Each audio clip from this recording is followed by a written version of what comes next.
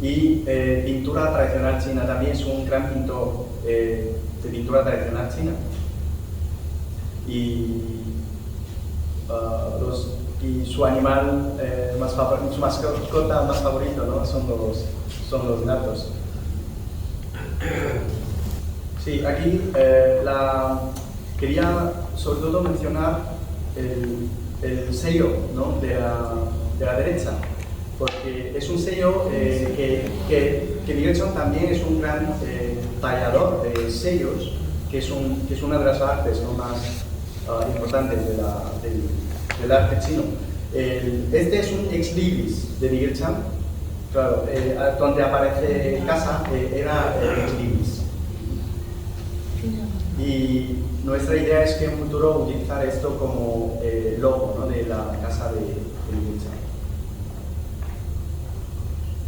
Sí, y Miguel Chang pues, también pues, es un gran conocedor del paisajismo, porque se crió, ¿no? en un entorno pues, de jardines, ¿no? del sur, ¿no? del río Yangtze. Y pues en uno de sus libros, en la introducción al arte chino, pues dedicó pues, un capítulo, ¿no? a los jardines chinos, y más tarde lo amplió pues, en otro libro que se titula El jardín privado chino. Miguel Chang también fue pues, un gran, vivió, ¿no? cerca de aquí, en la calle 12 de octubre. Por eso, pues, durante los fines de semana, pues, pasaba mucho tiempo en el retiro, y por eso tenemos por lo menos en casa unos 400 fotos que se sacaron pues, dentro del retiro. Sí, pues en el pasado, un día anterior, ¿no? de la Navidad, de la noche buena, pues hice una propuesta al Ayuntamiento de Madrid que consiste en la adopción por parte del Ayuntamiento de Madrid, adoptar pues, una denominación oficial en chino para el Parque del Buen Retiro, que justamente proviene de la autobiografía de Miguel Chang, que es lo que lo tradujo como Shan y Yuan, que para los chinos podría ser pues, un nombre que nos puede evocar, ¿no? a los jardines de Suzhou con este nombre. Y creemos que, que esta traducción cumple perfectamente, ¿no? las tres leyes, ¿no? generales, ¿no? de la traducción, que es la fidelidad, expresividad y elegancia, según el intelectual del imperio de la dinastía Qin, ¿no? Tianfu, que pues se ajusta, ¿no? al significado final del español, porque es una traducción casi literal, pero al mismo tiempo también se ajusta pues, a la forma lingüística del chino, que es muy bello, es muy bella, llamativa y atractiva. También concuerda con los ideales tradicionales, ¿no? de los intelectuales chinos de retirarse a la montaña. Que, aquí estos son dos ejemplos, ¿no? dos antecedentes en Francia, en París. Y esperamos que con esta adopción, ¿no? de la denominación, podemos ayudar pues, a la ciudad de Madrid a atraer pues, más turismo chino y sobre todo un turismo de cultura, ¿no? Muchas gracias.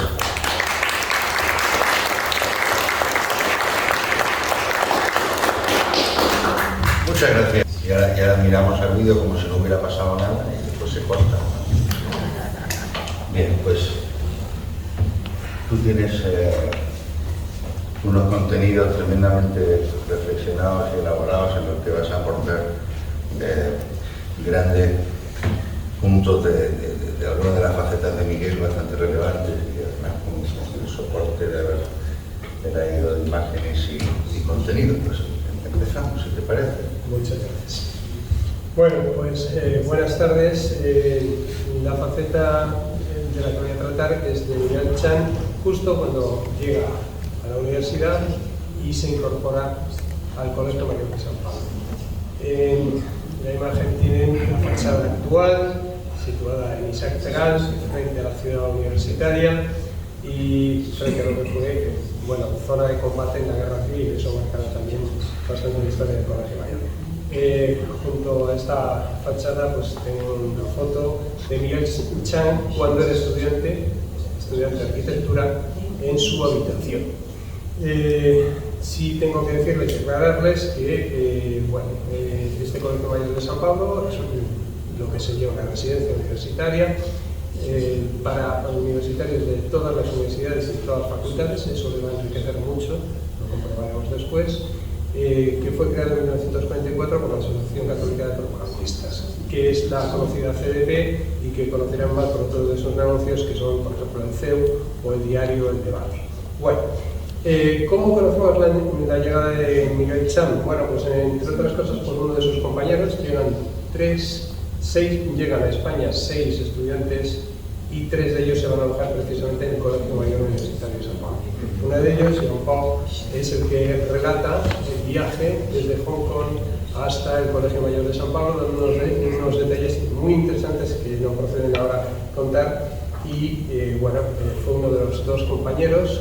Uno estudiaba químicas, el otro se doctoró en Derecho y aspiró a la carrera diplomática. Y en el caso de Miguel Chan, pues estudió arquitectura. Bien, la importancia del Colegio Mayor de San Pablo y la relación con la comunidad china es enorme desde el principio y se debe fundamentalmente a que estos 3 caballeros, estos 3 estudiantes ya residen ahí. He traído 2 muestras de lo que es un libro donde están recogidos firmas de personalidades que pasan por el Colegio Mayor. Entre ellas, en la primera están los combatientes chinos en Corea que al pasar por España deciden no volver a China y firman en el libro de honor. Y en segundo lugar, el viceministro de Educación chino en el año 57, que también pasa por el Colegio Mayor. Hay más casos, pero solo he querido traer esos 2 para que vean la vinculación desde el inicio de la vida de ese Colegio Mayor con el mundo de China. Bueno, aquí tienen varias fotos de lo que fue una exposición de gran éxito. Estamos hablando de los años 50, de gran éxito en Madrid. Es la exposición de arte chino en la que Miguel Chan va a colaborar.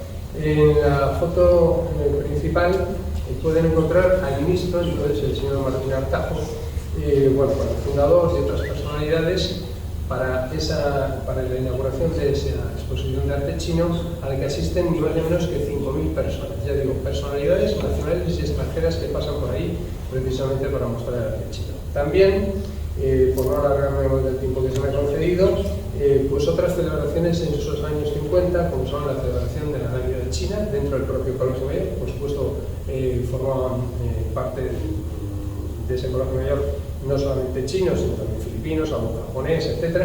Y todos participaban en lo que era la Navidad china. Y en ese caso, también algún nuncio que vino entonces a agradecer la exposición, etc. Y también la creación y la vinculación de este Colegio Mayor, ahí lo tienen, con una asociación de estudiantes del Extremo Oriente. Bien, muestra y prueba del paso de Miguel Chan. La primera prueba que tenemos, ahí la tienen en amarillo, es un listín con todos los colegiales en el cual aparece él como estudiante de arquitectura y como muestra simplemente para dar unas pinceladas en materia política, pues les he traído 3 de sus compañeros.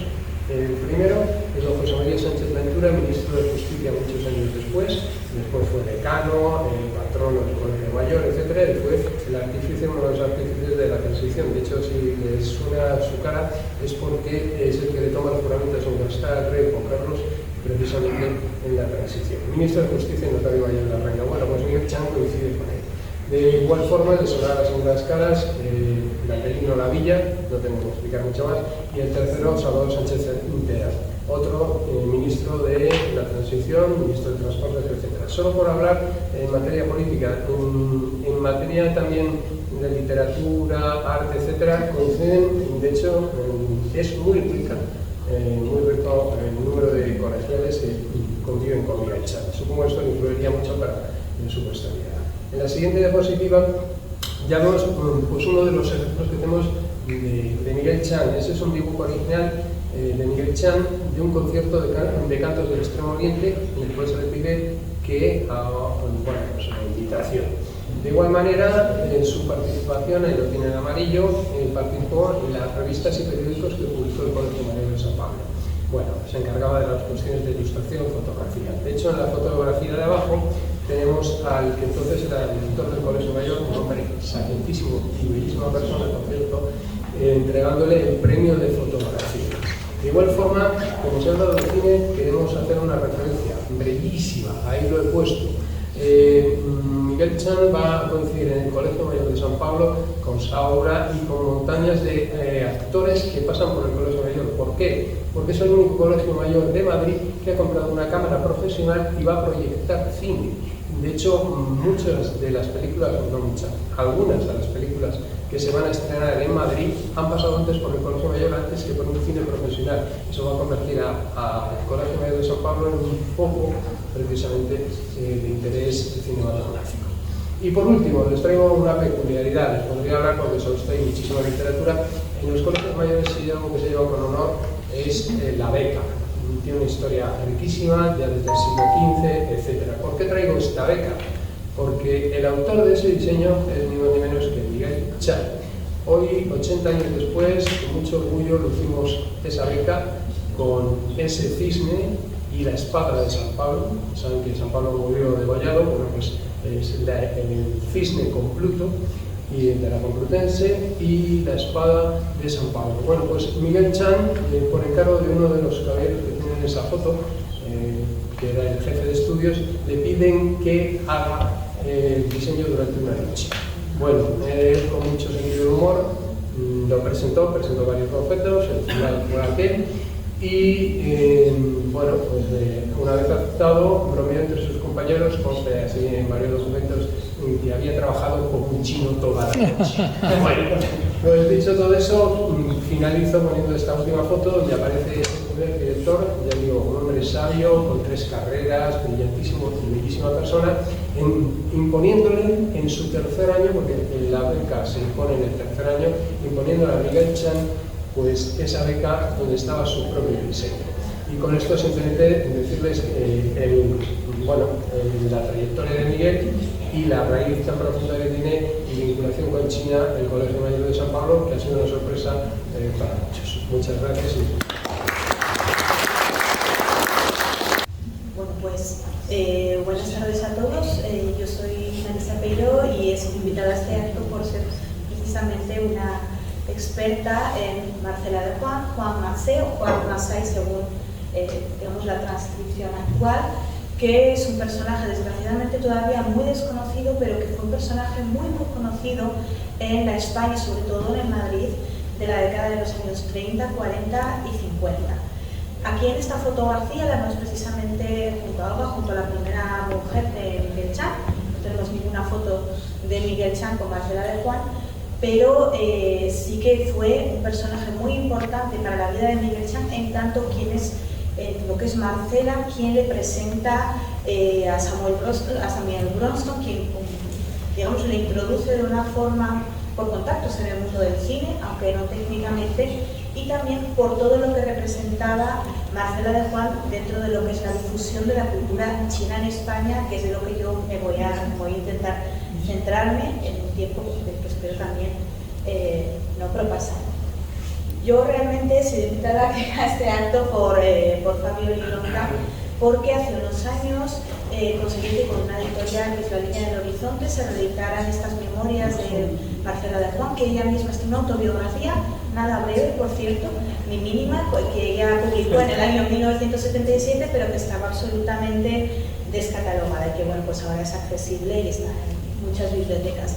Y a partir de aquí, gracias a la colaboración del Instituto Confucio de la Universidad de Zaragoza, que es donde yo me formé, y donde resido en Zaragoza actualmente, pudimos dedicar una exposición monográfica a recuperar las obras bibliográficas, no artísticas, de Marcela de Juan y a su participación en todos los diferentes ámbitos culturales que ahora les voy a mencionar. Después esta exposición se fue a Huesca y bueno, quién sabe si con un poco de suerte puede por fin venir a Madrid, que sería, digamos, donde le corresponde, porque es donde realmente Marcela de Juan ejerció su labor de divulgadora cultural.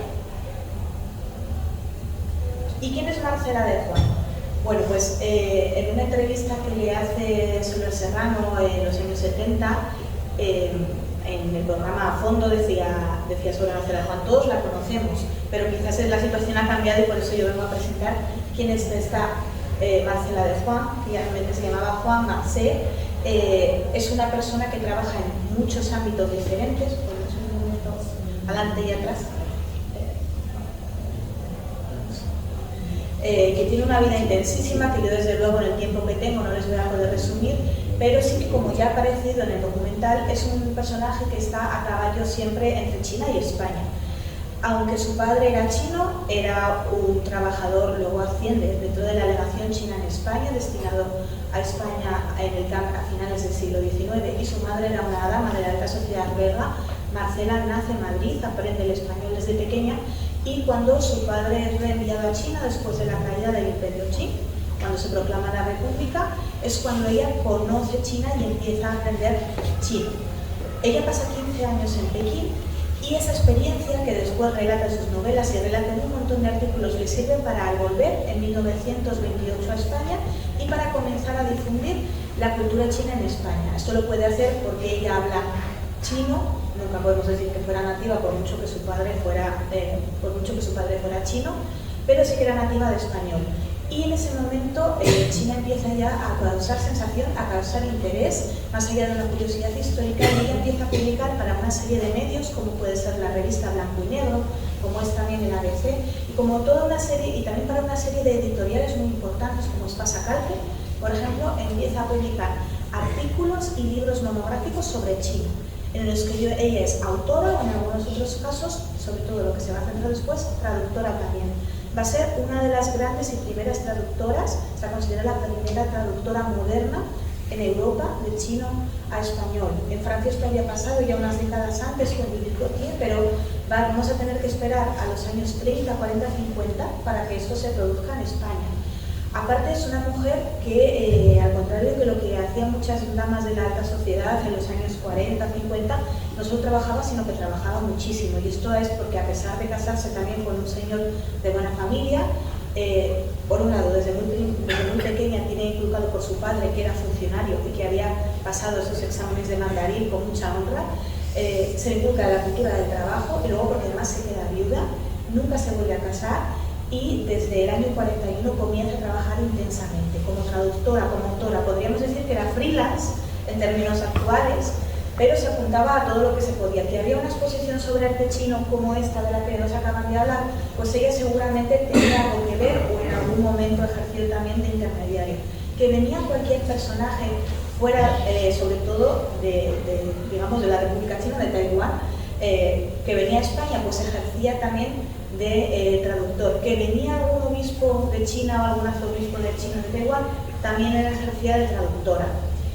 Gracias a su habilidad para los idiomas, porque aparte de chino y español hablaba por supuesto francés e inglés, y luego aprendió varios idiomas, sacó una plaza de traductora oficial del Ministerio de Exteriores, lo que le llevó también a trabajar para Radio Nacional de España y más adelante también para Televisión Española.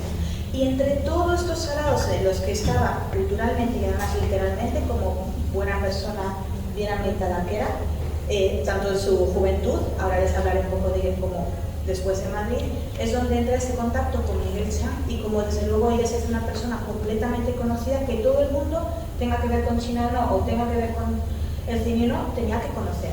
Aquí he puesto algunas fotografías. La primera que sale con su familia, con su padre y su madre, la niña pequeña que ahí no es ella, es su hermana Nadine, que luego va a ser un personaje también muy importante. Hoy lo podríamos ubicar dentro de, digamos, la escena queer, la escena LGTBIQ+, pero como eso daría para otra jornada entera, no me voy a detener en el personaje de Nadine, que es la niña más mayor de las dos que vemos con vestido blanco y con coletas. Una escena, es una fotografía que está tomada aquí al lado, puesto que en ese momento vivían en la calle Alcalá, y ese kiosco de la izquierda, aunque ellas no se ven, lo siento por la calidad de la imagen, es la que de las propias memorias de Marcela, es un kiosco en el Retiro. Cuando marchan a China, como se trata de dos niñas, luego ya adolescentes, luego jovencitas muy bien educadas y políglotas, son, digamos, requeridas para entretener a todos los huéspedes europeos, ya no solo españoles, que pasan por ahí. Y dentro, digamos, de sus conocidos de la época pequinesa, que es donde residen 13 años, pues tenemos, por ejemplo, al Mariscal Joffre, a Galeazzo Chiano, tenemos también a Vicente Blasco Ibáñez cuando visita China y Pekín, o algún premio Nobel como señor Peas, o sin ir más lejos, pues toda una serie de personajes muy importantes, porque entre otras cosas la familia se dedica a organizar verbenas y saraos en los que se sirve paella y en los que se bailan disfrazadas de sevillanas, de toreros, como se podía ver en esa foto. A su vuelta a España, ella es sensación. Ella protagoniza muchas entrevistas muy interesantes, no solo por quién es, sino por lo que dice, que la mayoría están accesibles, y además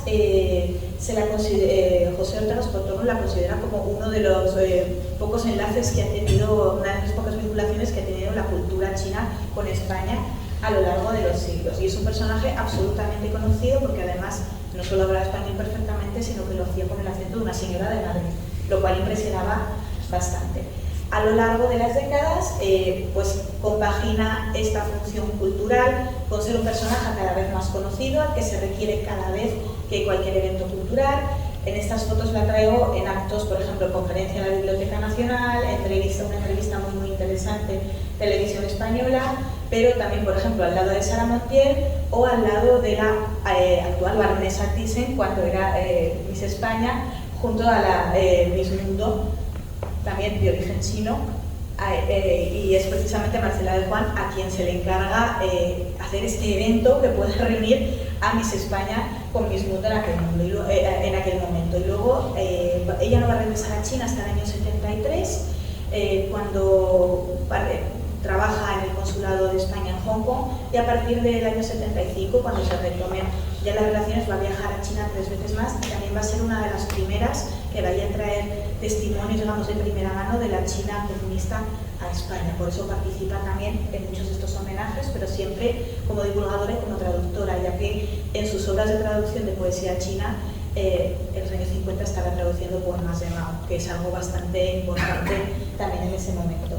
Y pues con esta pequeña semblanza yo quería terminar, creo que no tengo ninguna diapositiva más, simplemente para no pasarme más el tiempo, pero para intentar reivindicar un poco esta figura muy importante para la vida de Miguel Chang, y yo creo que de la difusión en general de toda la cultura china en España, que es algo que pues con actos como este se está intentando fomentar, recuperar y poner en valor.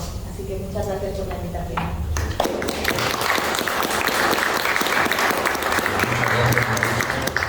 Un ejemplo de cooperación y de intercambio cultural y de todo tipo, la vida que nos has expuesto. Y de ese intercambio es un exponente extraordinario el vicepresidente de la Asociación de Amigos de China, José María Molina. Muy bien. Muy buenas tardes. Pues buenas tardes.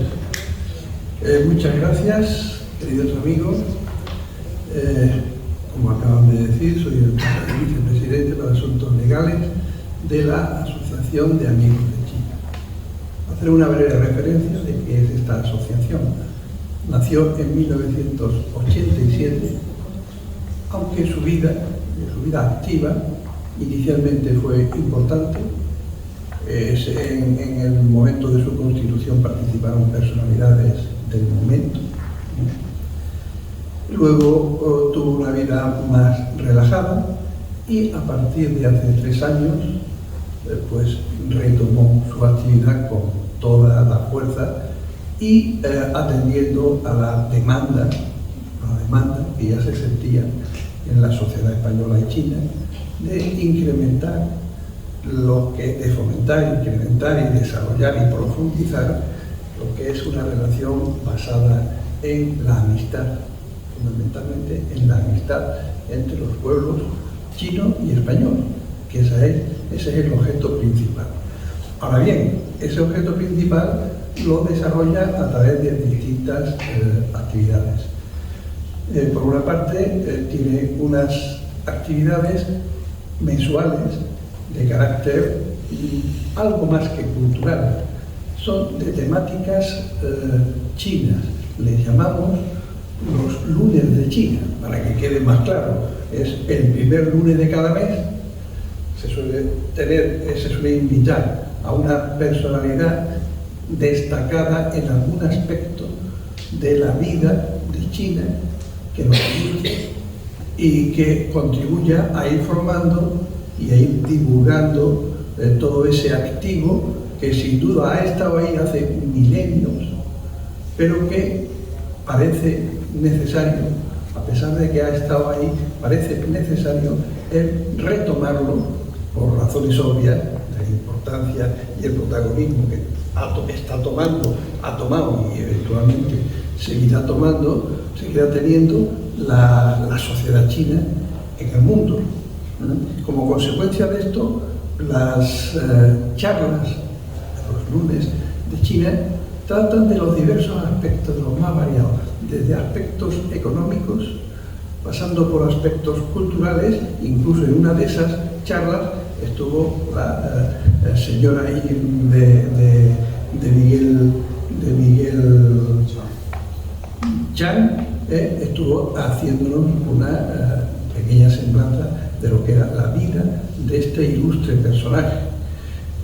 La asociación, por otra parte, también mantiene una intensa relación con las distintas provincias chinas, enviando delegaciones y recibiendo delegaciones, firmando acuerdos de colaboración mutua, de intenciones, memorandos de intenciones, en definitiva, fortaleciendo ese vínculo, ese flujo de relación entre ambas sociedades y recurriendo a los más variados aspectos, desde el turismo, pasando por aspectos gastronómicos, por supuesto los aspectos comerciales, aunque eso a la asociación le toca un poco tangencialmente, y lo que es más importante, manteniendo permanentemente una llama encendida y un punto de referencia en Madrid como sede de la asociación, puesta a disposición de organizaciones chinas. Estoy pensando ahora mismo en la agencia de noticias más importante de China. Tienen un acuerdo con nuestra asociación donde utiliza la sede para los pequeños eventos que tienen cuando vienen por aquí, por España o por Europa. Quiere decir que en los 3 años últimos de intensa actividad se han hecho numerosos viajes. En algunos de ellos he tenido la suerte de participar y de conocer por primera vez China, y debo reconocer que una de las admiraciones mayores que me produjo fue estar en Shanghái, en una inmensa avenida, viendo todo un entorno que me parecía lo más, valga la redundancia, era lo más parecido a un entorno neoyorquino, totalmente occidental. Cómo las gentes deambulaban, y desde luego no era aquello que yo veía en mis películas de adolescencia y de infancia. Era otra China, era otro mundo, pero otro mundo radicalmente distinto.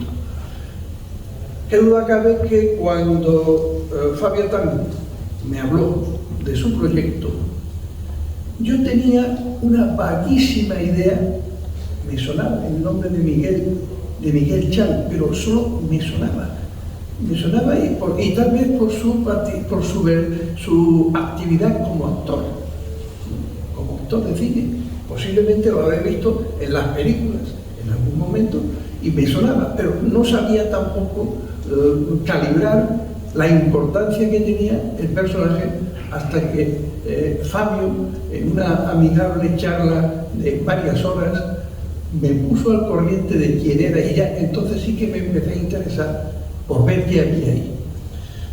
El fenómeno indudablemente es llamativo Imaginaros en la España del año 40, o de la década de los 40. Todos sabemos el entorno en que vivía España después de la guerra civil. Que aparezcan por aquí 6 personas, 6 ciudadanos chinos becados a estudiar en España, desde luego es algo que llama la atención.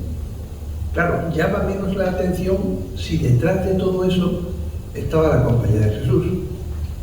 Todos sabemos de la enorme eficacia, la enorme preocupación por todo lo intelectual, y sin duda alguna bien se encargarían de seleccionar a los personajes que enviaban aquí por una vez, como se está demostrando en las charlas que estamos teniendo esta tarde aquí.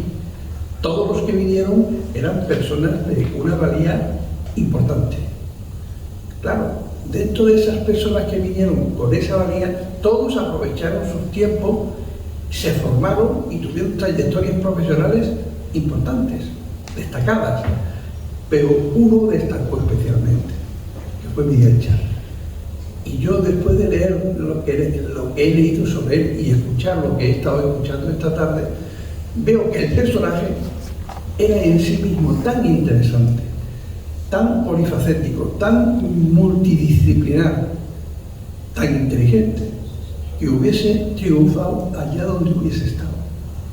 Vino a España y triunfó aquí, pero o lo hubiese hecho en cualquier sitio.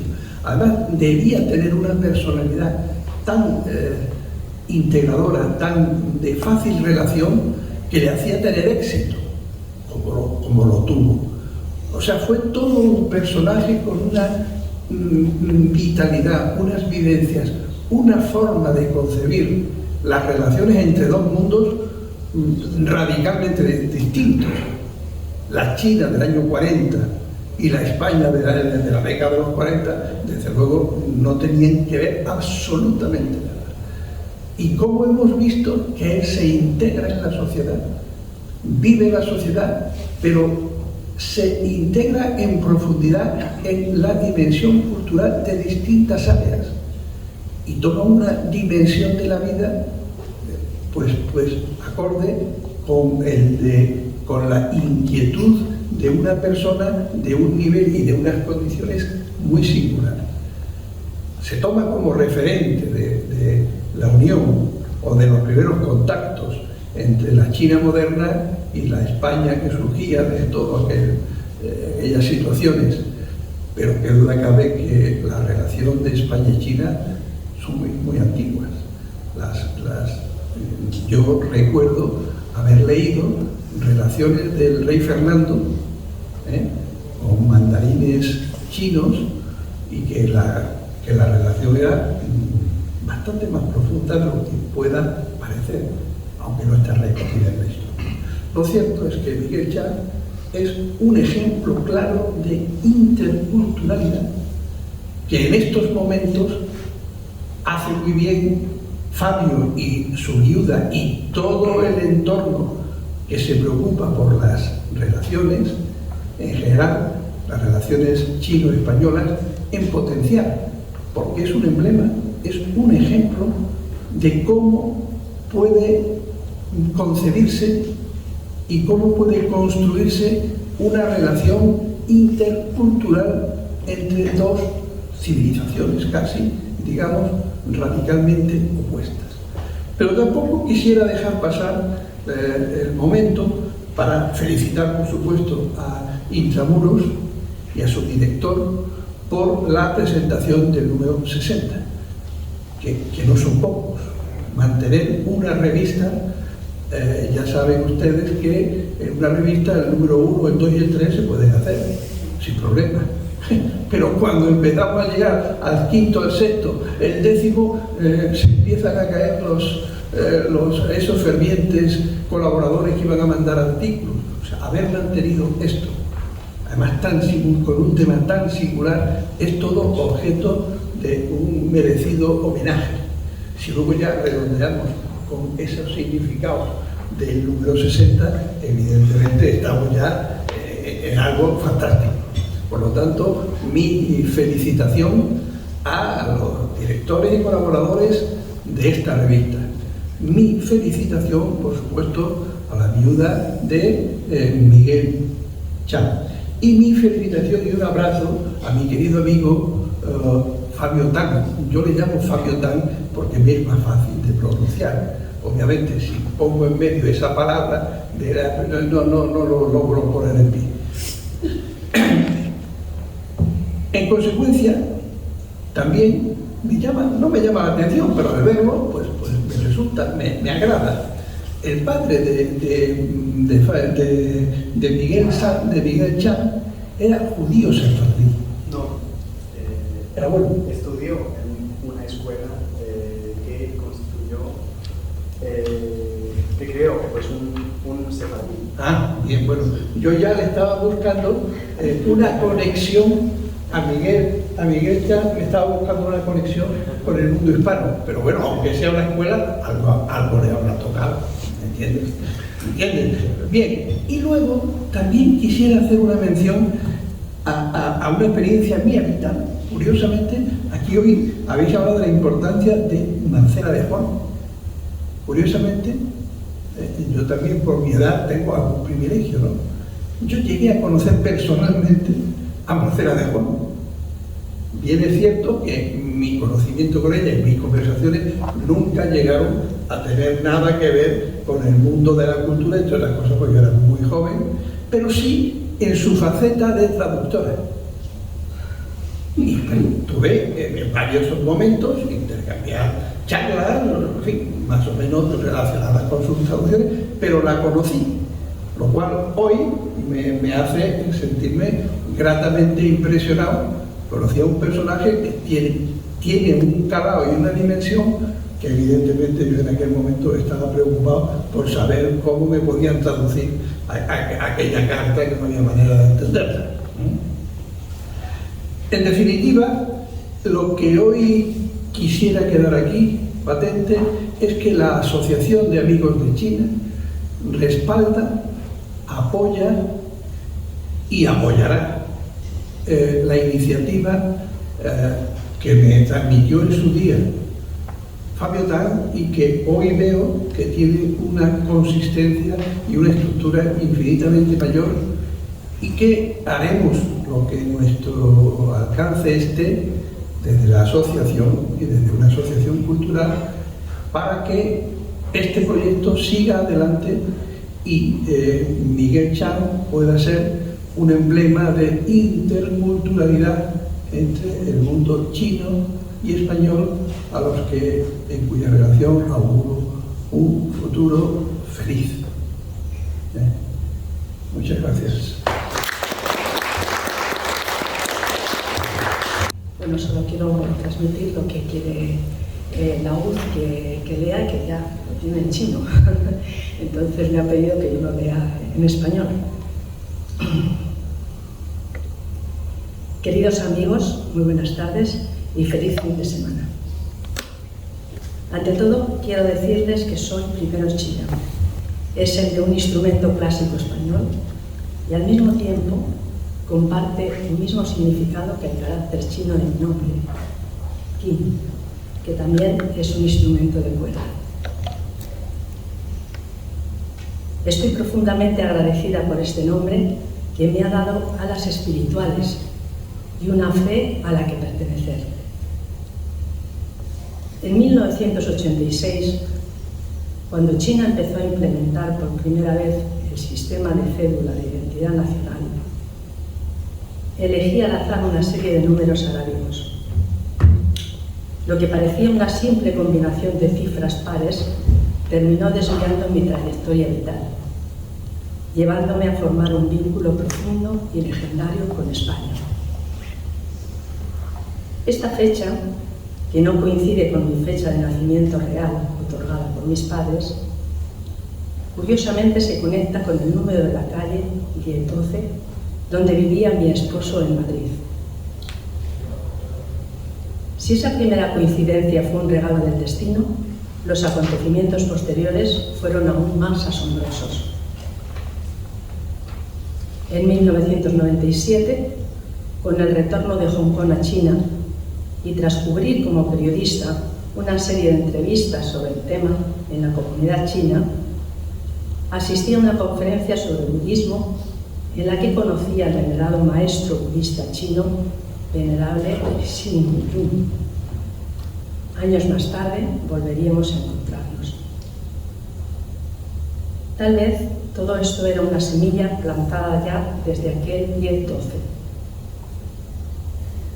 En ese mismo seminario budista conocí a una figura legendaria, el señor Bao Kejun, originario de Hanqin, China.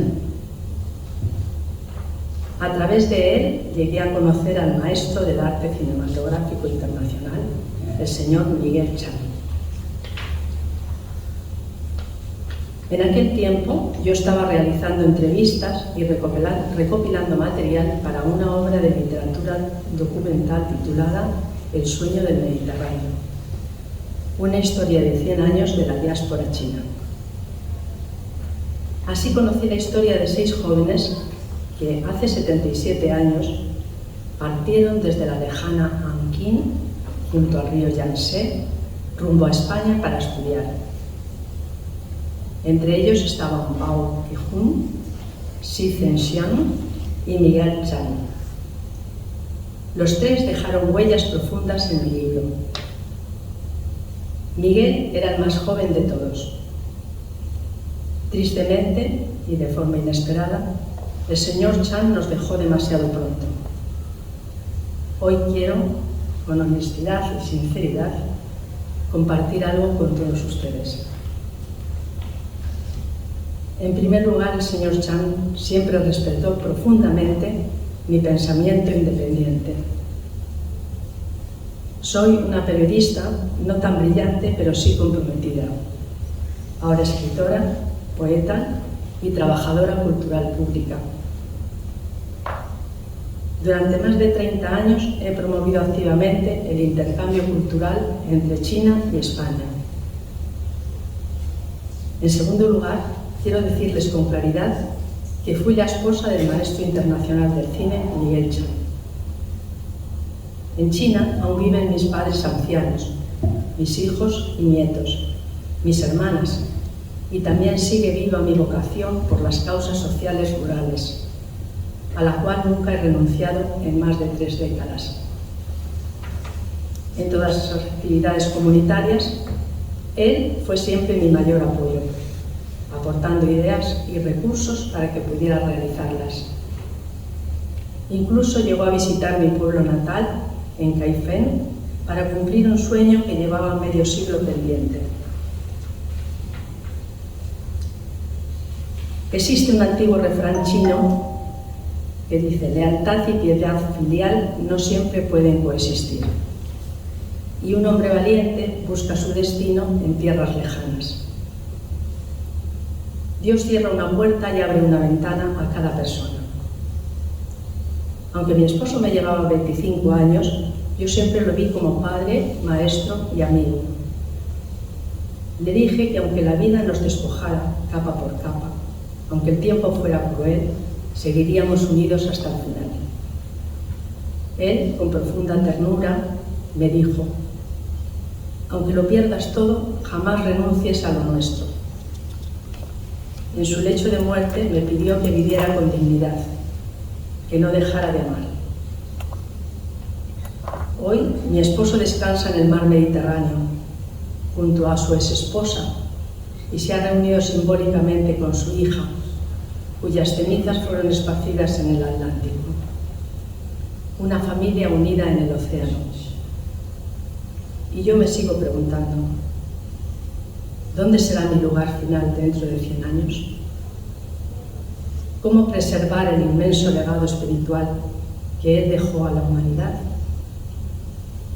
Todos hemos de abandonar este mundo algún día. Por eso, todo lo visible e invisible que él dejó, el arte, el pensamiento, la humanidad, todas invaluables, no importa en qué tierra aterricen en el futuro, serán donados por completo a la sociedad humana, para beneficio de las generaciones futuras. Gracias por este espacio que hoy me ha permitido hablar con el corazón abierto. Gracias a todos.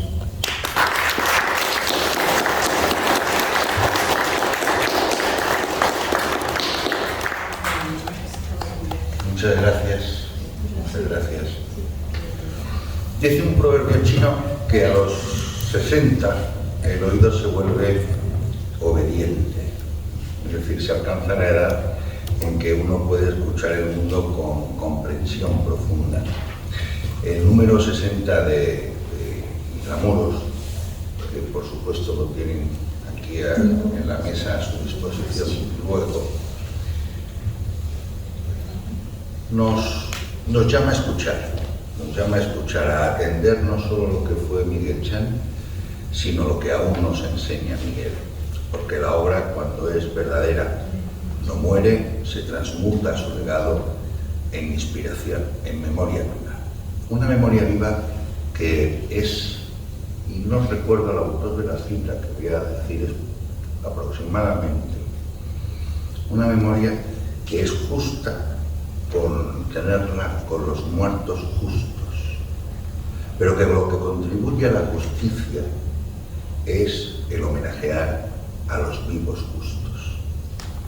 La justicia es algo que ambicionamos todos en nuestra vida, entonces ese homenaje a los vivos justos tiene también cabida en una tarde como la de hoy, porque en nuestro auditorio y en muchas personas que no nos acompañan hoy, pero que podemos reconocer si miramos en nuestro interior, hay extremos valores que han contribuyen a la relación cultural, económica, política y de todo tipo entre España y China, que es lo que profundamente nos trae hoy aquí. Y yo les invito a todos y cada uno que no solamente celebremos hoy como estamos celebrando a un desafortunadamente muerto, justo, sino que también tengamos esos homenajes con los vivos de la comunidad china y de la comunidad española que nos acompañan. Así pues, gracias a Bertrand Gambier, gracias a Intramuros, por este número 60 y por todos los anteriores. Gracias a Miguel Chan, que cerró su ciclo humano, pero cuyo arte, como el ciclo de los 60, vuelve a comenzar con cada lector, con cada espectador, con cada alma tocada por su obra. Y quisiera recordar también una anécdota para finalizar, que compartió Laúd en una ocasión. Cuando Miguel escribía o pintaba, decía que no lo hacía ni para gustar, ni para enseñar, ni para explicar, sino para escuchar lo que me dicta la vida desde dentro. Esa frase tan sencilla y tan sabia resume también el espíritu del número 60 de Intramuros, porque escuchar la vida que aún resuena en la memoria, en el arte y en los vínculos verdaderos es lo que pretende con su edición. La vida que Bertrand, gracias, comparte, nos ofrece y ensalza en cada número de Intramuros los pasados, los que vienen y vendrán. Que así sigamos todos recordando a los justos, muertos y a los vivos, celebrando la vida y el arte que nos invoca Miguel Chan, y poder coincidir en cualquier otra ocasión alrededor de Intramuros sobre cualquier motivo de celebración de la relación hispano-china que siempre nos da muchos. Muchas gracias y buenas tardes.